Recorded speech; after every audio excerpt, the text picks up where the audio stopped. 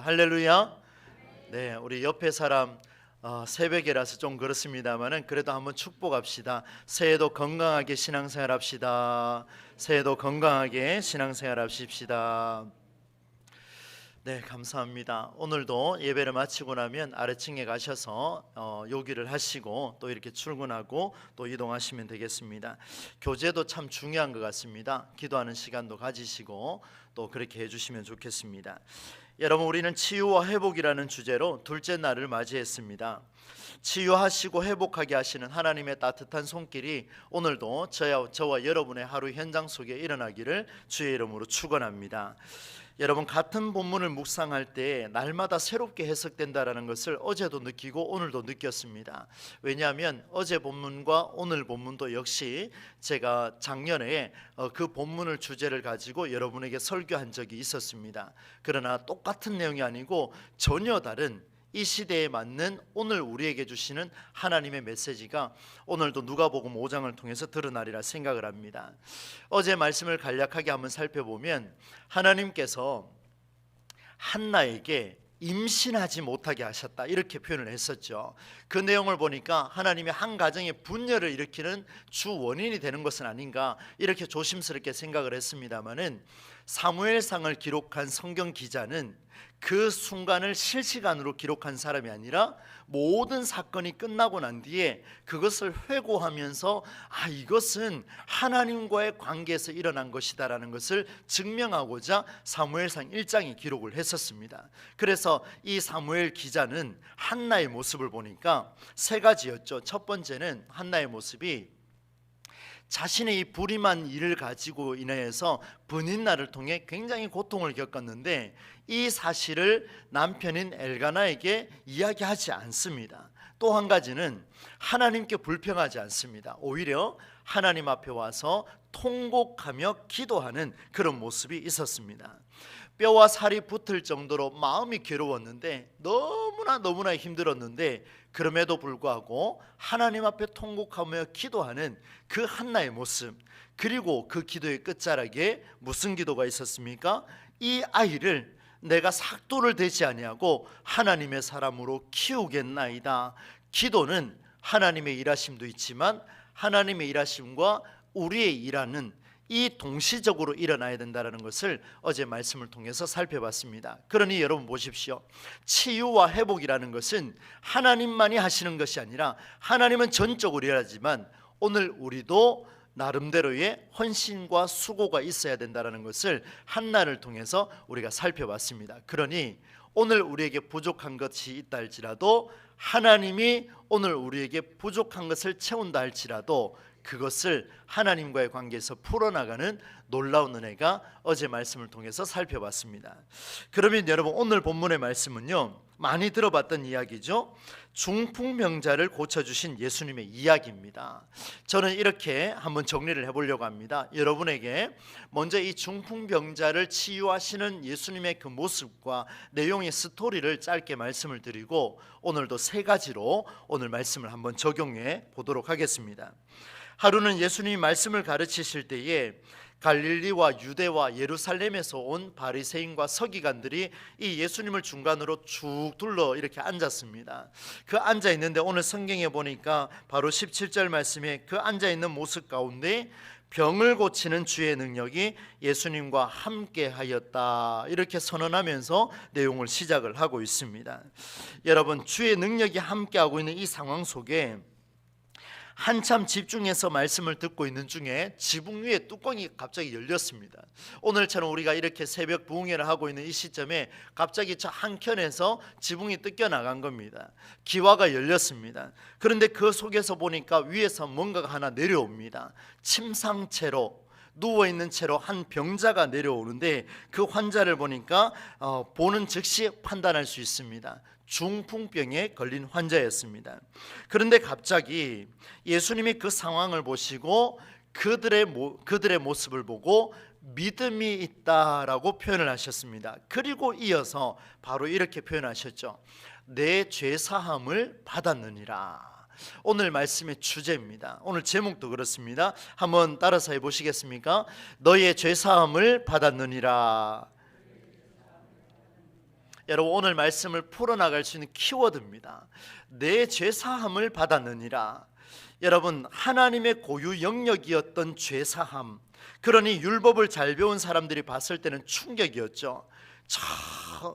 마구간에서 태어난 그 한 아이가 성장을 해서 이제 목수의 아들로 중간에서 율법을 좀 강론한다고 섰는데 보니까 그 모습을 보니 참 기가 막힙니다. 왜요? 하나님만이 하실 수 있는 죄사함의 선포를 이 예수가 행했기 때문에 이 사람들은 충격에 빠집니다. 그때 예수님이 그들의 생각을 아시고 이렇게 말씀을 하십니다. 한번 들어보시겠습니까? 어찌하여 너희는 마음속으로 의아하게 생각하느냐? 내 죄가 용서받았다라고 하는 것과 일어나서 걸어가라 하는 것 중에 어느 쪽이 더 말하기가 쉬우냐? 그러나 너희는 인자가 땅에서 죄를 용서하는 권세를 가지고 있음을 알아야 할 것이다 라고 이렇게 답변을 주셨어요. 그리고 난 뒤에 저 중풍병에 걸린 환자에게 이렇게 선언합니다. 너의 침상을 가지고 일어나 내 집으로 돌아가라, 이렇게 말했습니다. 탁탁탁 끊어져 버렸습니다. 내 침상을 가지고 일어나서 내 집으로 돌아가라. 기적이 일어났습니다. 주변에 있던 모든 사람들이 할렐루야, 하나님께 영광을 올려드리며 아멘 아멘 화답하는 놀라운 일이 나타났습니다. 이게 바로 오늘 본문의 내용이죠. 사랑하는 성도 여러분, 저는 이 설교가 끝나고 여러분이 이 메시지를 받고 결단하고 기도할 때에 하나님께서 여러분이 가지고 있는 수많은 아픔들과 질병을 치료해 주시기를 주님의 이름으로 간절히 축원합니다. 여러분, 이 세 가지를 한번 살펴볼 텐데요. 여러분, 포커스는 아까 말씀드렸던 대로 죄사함이다, 이렇게 말씀을 드렸습니다. 첫 번째는 제가 이 본문을 깊이 묵상하는데요, 예수님이 왜 논란의 여지를 남겨놓으셨을까?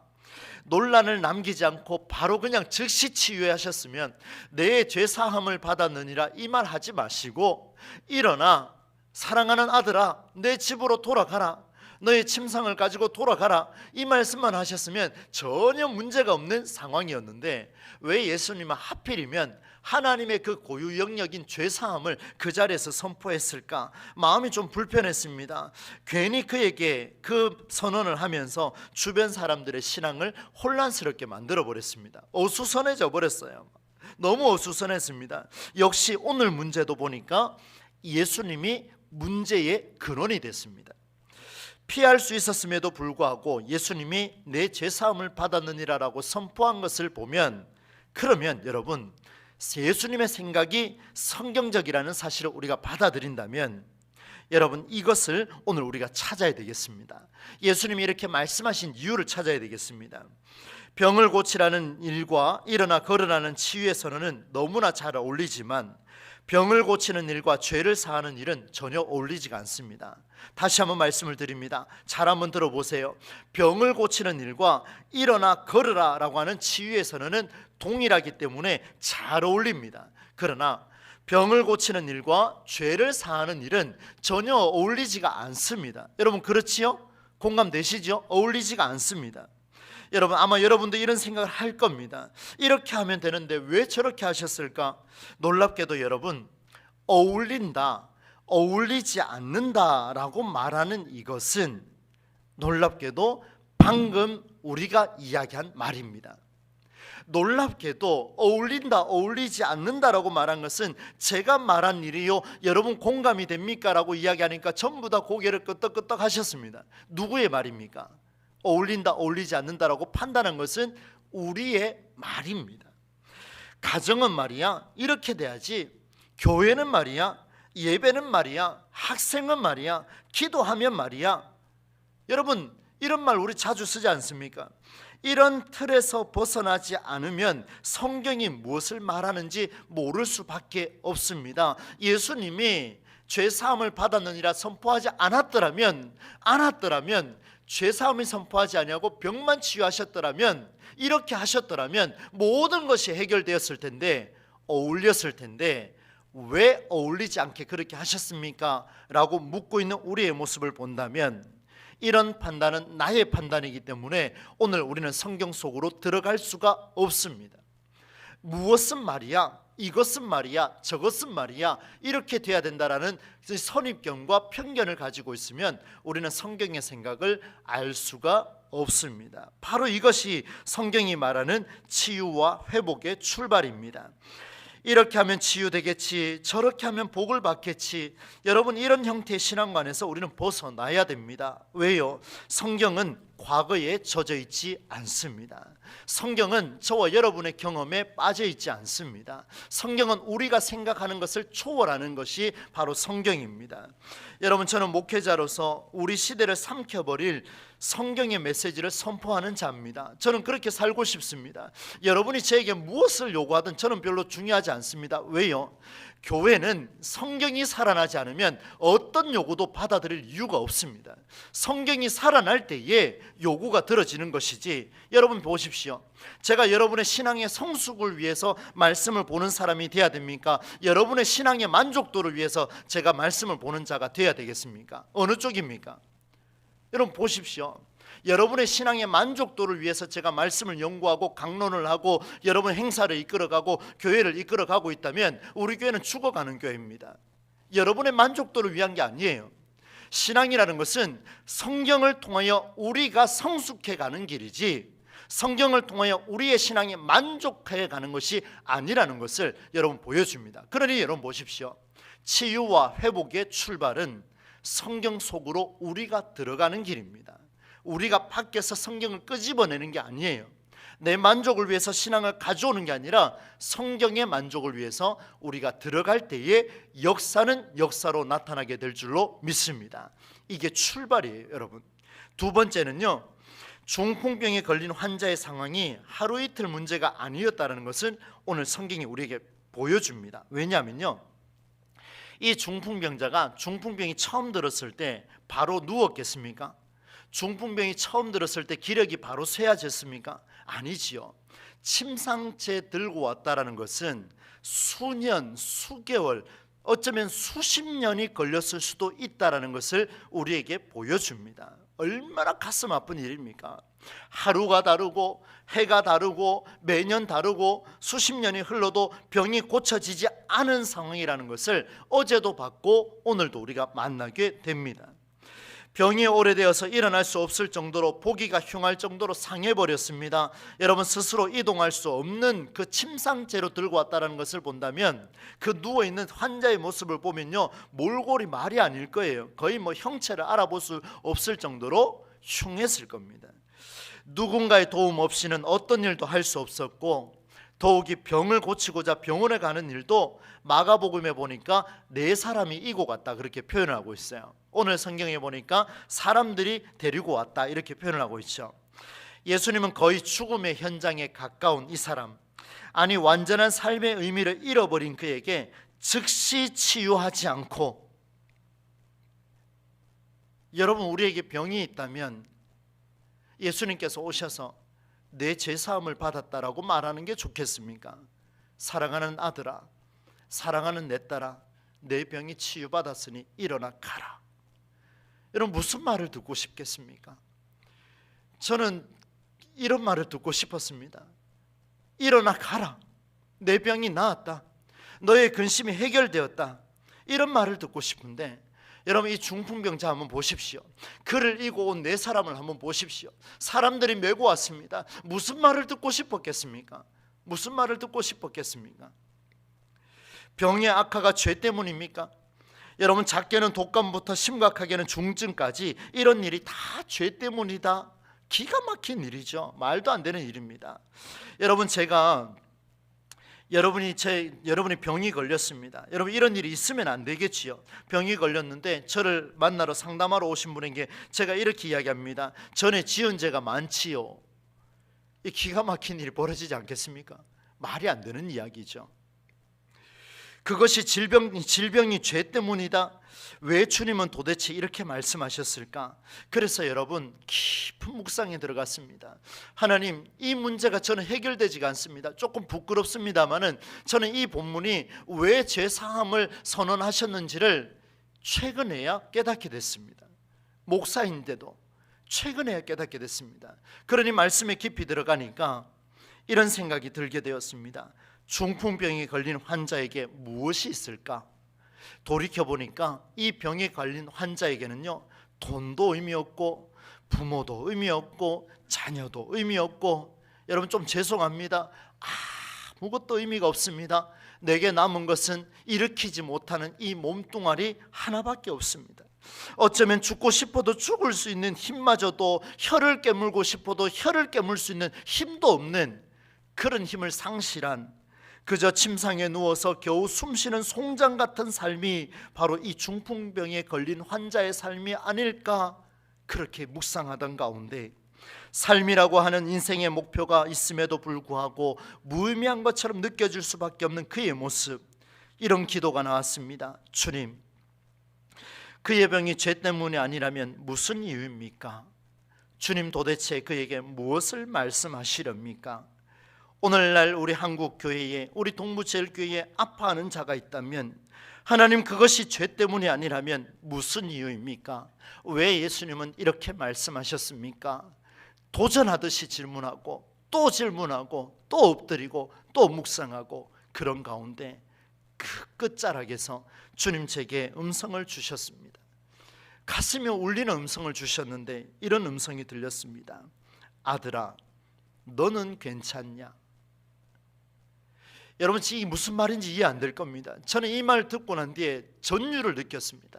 머리끝부터 발끝까지 온 전기가 통하듯이 그렇게 전율을 느끼게 됐습니다. 한번 들어보십시오. 인생이라는 선로 위에서 끊임없이 삶의 목표를 가지고 살아가지만 이런저런 일로 무너지고 있던 그 한 사람, 중풍병에 걸린 환자가 바로 그 중풍병자가 아니라 바로 나라는 사실을 만나게 되었습니다. 그러니 주님, 도대체 왜 그러셨습니까? 주님, 도대체 왜 그러셨습니까? 왜 그러셨습니까? 라고 물었는데 돌아오는 음성은 하나였습니다. 아들아, 너는 괜찮냐? 병에 걸린 모양만 달랐습니다. 겉모습은 이상 없는지 모르나 수많은 모순 덩어리로 살아왔던 저의 모습이, 열심히 살아왔지만 여전히 오늘도 모순 덩어리 속에서 허덕이며 눈물을 쏟으며 아파하며 답답해하며 멍하게 그렇게 살아가는 나를 만나게 해주시는 주님을 보게 되었습니다. 여러분, 20절 말씀을 한번 보십시오. 이 말씀을 같이 한번 읽어보겠습니다. 20절입니다. 시작.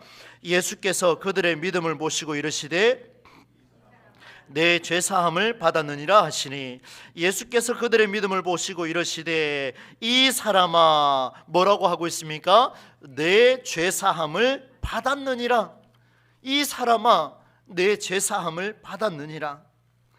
여러분, 예수님께서 그들의 믿음을 보셨다라는 말씀은 그들의 삶이 지금까지 해마다 수십 년 고쳐질 수 없었던 그 온갖 모순 덩어리를 몸에 안고 있었던 그들이 누구를 만나러 왔냐면 바로 이 문제를 해결할 예수 그리스도를 만나러 왔다라는 사실에 온갖 모순 덩어리를 해결하고자 의로운 줄 알았는데 의로운 자가 아니라 죄인이라는 사실을 깨닫고 주님 앞으로 왔는 자를 보니 그들의 믿음을 보시고 그들에게 이렇게 말씀하셨습니다.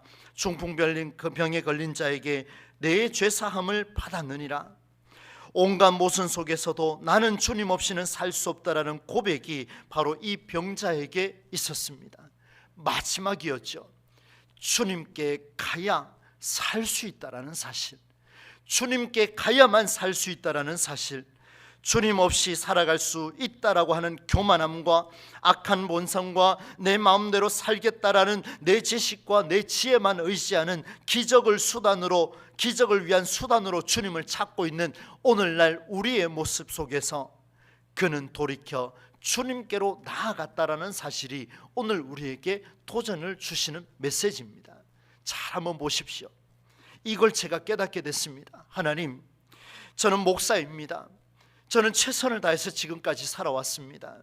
그런데 하나님, 왜 그에게 죄사함을 선포했습니까? 라고 물었더니, 아들아, 너는 괜찮냐?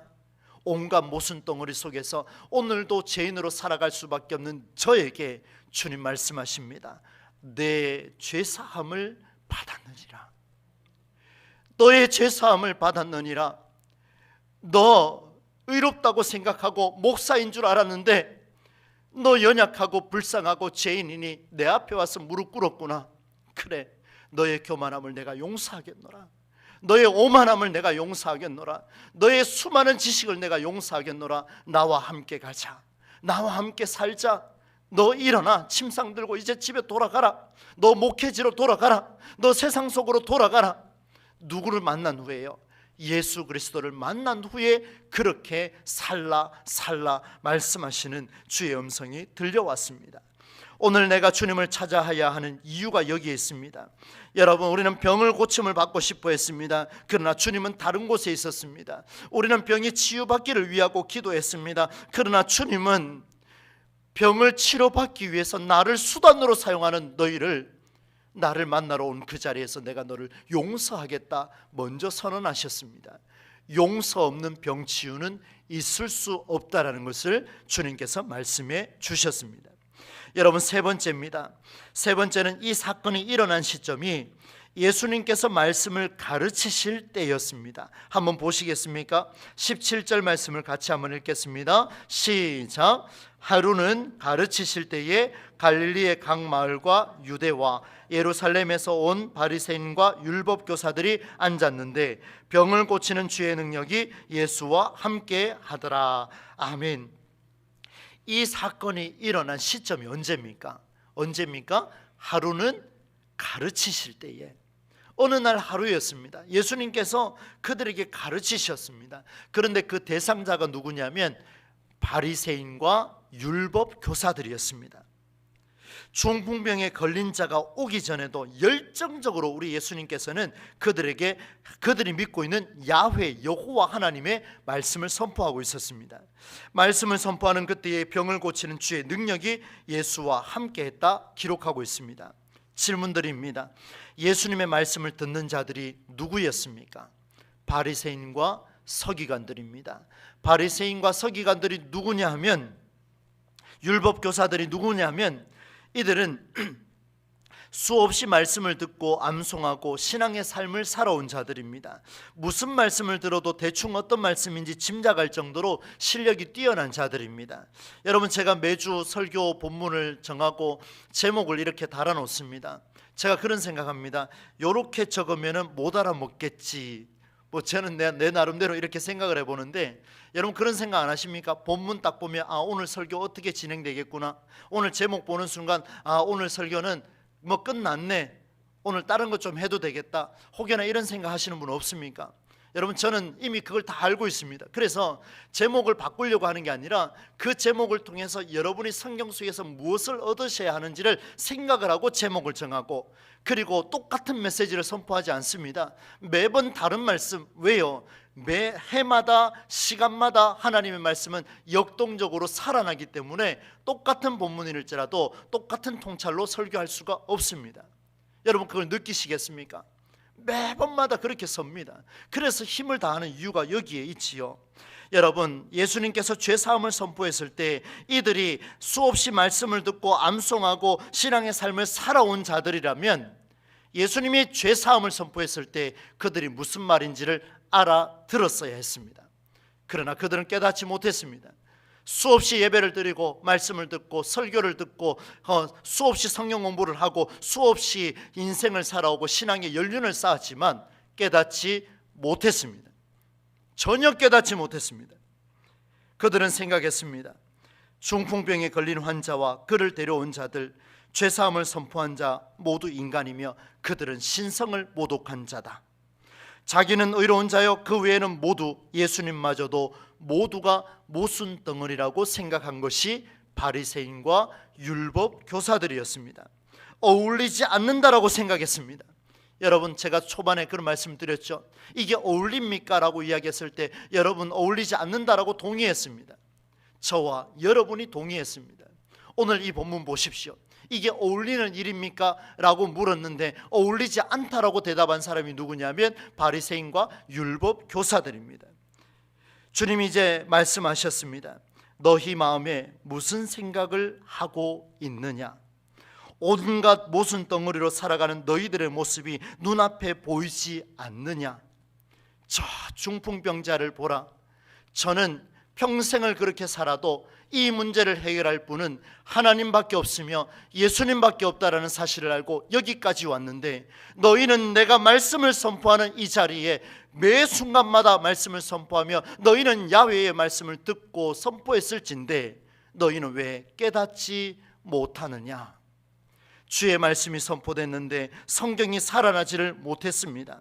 잘 배운 자들이었습니다.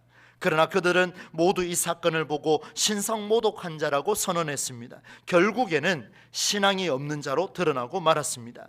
자기의 의에 빠진 그들의 모습, 열심히 살아왔지만 여전히 그들은 말씀을 듣는 앞에서 자기의 수많은 모순 앞에서 꼬꾸라지는, 자기의 수많은 모순 앞에서 벗어나지 못하는 그런 모습이 오늘 본문에 등장했습니다. 사랑하는 성도 여러분, 오랜 병에 지쳤지만 예수님께 나아온 자는 치유받고 회복했습니다. 그러나 오랜 시간 배운 자는, 오랜 시간 말씀을 들은 자는 예수의 말씀을 듣는 그 순간에도 그것을 깨닫지 못했습니다. 그들에게는 여전히 치유와 회복이 너무나 먼 이야기였습니다. 오늘 우리의 이야기는 아닌지요? 여러분, 2024년도 한 해는 이 치유와 회복이 우리와 거리가 먼 그런 횡설수설이나 공허하거나 이상주의적인 그런 용어가 되지 않기를 간절히 소망합니다. 중풍병자처럼 우리에게 병이 있거나 아픔이 있거나 고민이 있고 기도 제목이 있다면 이제 주님 앞에 나오셔서 내 모든 걸 내려놓고 내가 해왔던 것 다 내려놓고 주님께 죄사함을 구하시고 용서함을 받은 이후에 주님과 함께 치유받아가는, 예수님의 말씀이 선포되는 그 자리마다 회복되어져가는 우리 모두가 될 수 있기를 주의 이름으로 간절히 축원합니다. 말씀을 맺겠습니다. 오늘 세 가지를 말씀을 드렸죠. 중풍병자를 치유하신 사건은 예수님의 독특한 치유 방법이 나타났습니다. 내가 죄사함을 받았느니라. 여러분, 우리는 병이 낫는 것을 성경이라 이야기했지만 그러나 성경은 달리 이야기하고 있습니다. 성경의 치유와 회복의 길은 네가 죄사함을 받았느니라. 무슨 말이겠습니까? 세 가지였죠. 치유와 회복의 출발점은 병을 고치는 일과 일어나 거듭나는 치유의 선언이 너무나 잘 어울리는 줄 알았지만, 병을 고치는 일과 죄를 사하는 일은 어울리지 않는 줄 알았지만, 이것은 예수님의 말씀이 아니라 내 말이었다라는 사실을 기억하기를 바랍니다. 내 판단이었다라는 사실을 기억하기를 바랍니다. 치유와 회복의 출발은 내 판단과 내 생각과 내 말을 벗어날 때에 치유와 회복은 출발하게 됩니다. 병은 죄 때문에 일어나지 않았습니다. 교만함과 의로움이 모두가 죄요, 이것을 극복하고자 찾아온 자는 죄 사함을 받았느니라. 네가 할 수 있는 게 아니라 내가 할 수 있는 일이라는 사실을 깨달은 자, 바로 네가 할 수 없다는 것을 깨달은 그것이 내가 용서함을 받은 사실이라는 사실을 보여줬고, 한편 그렇지 못한 자들이 있었죠. 중풍병자가 오기 전에 이미 말씀을 듣는 자들이 있었는데 많이 배운 자들이었죠. 그러나 그들은 예수님과 병자를 모순덩어리로 봤지만 실상은 자신들이 모순덩어리였다라는 사실을 그들은 보지 못했습니다. 사랑하는 성도 여러분, 오늘 이 세 가지를 붙들고 함께 기도하기를 원합니다. 우리가 찾아가야 할 그곳은 나의 교만함과 나의 의로움을 모두 내려놓고 주의 말씀이 선포될 때마다 깨닫지 못한 내 죄악을 용서를 구하고 약할 때 강하게 하시는 그 주님을 찾아가는 은혜가 있기를 바랍니다. 쓰러진 나를 세우고 나를 강하게 하시는 예수 이름만이 우리를 고쳐주시고 회복하게 하실 줄로 믿습니다.